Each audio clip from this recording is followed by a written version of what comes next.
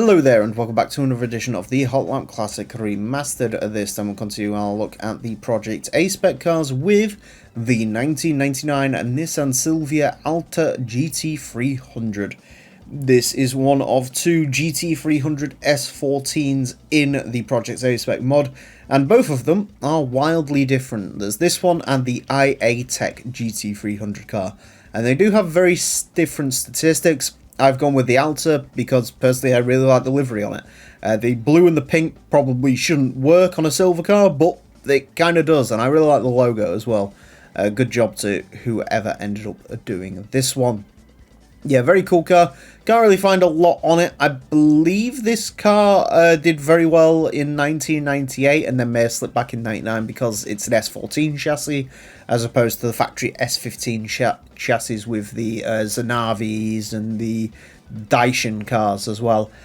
Ultimately, we're not going to be able to compare against those cars today because those cars were run in their GT2 Plus guys, which means they had a lot more power than this does, which has a far more reasonable and realistic 318 horsepower, 1,150 kilos.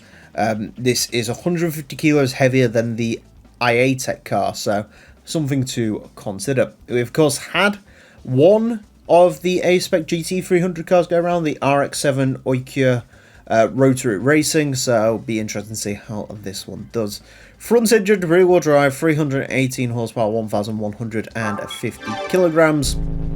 S14s, even on their best day, aren't particularly great cars to drive around here, so I am not looking forward to driving this one. I'm hoping this is going to be reasonably well behaved, but I guess we'll find out. It's a very foreboding noise coming from this car.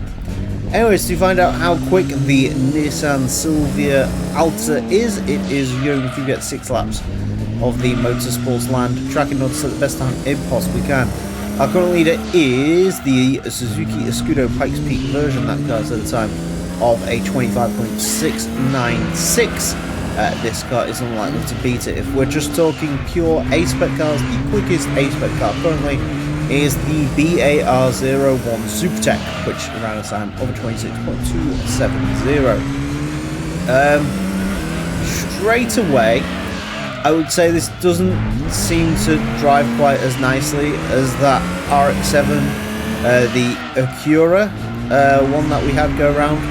Not quite as nice as that one. That car was very pinpoint handling, darted very nicely and wanted to grass all the rest of it.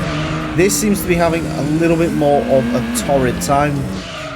Again, S14s in this series generally not the most well regarded. They do get fairly quick towards the end with the likes of the, I think it was the SE Aero Sport package, and one of the Qs as well, I swear, like snuck into like a 30.4, 30.3, something like that. But yeah, I don't think this is going to quite be able to match on that one. It's not a bad car to drive per se. The rear end's actually staying relatively under control, which is nice to see because this being an S14, it really could have been a lot scarier to drive, but 30.344, that's not terrible. Yeah, we'll see how this is compared to the other S14s. It might turn out this is quicker just because it is handling a lot nicer than most S14s. Most S14s around here are very snappy, and the power delivery on them can be a little bit sort of all over the place. But again, it's definitely slower than that Acura Road 2 racing car. Okurai? I can't remember how I pronounced it in that episode.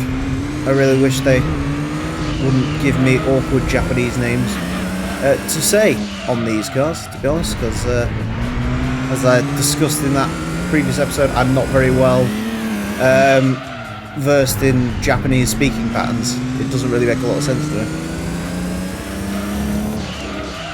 Yeah, not a bad car to drive per se, just not a particularly interesting car.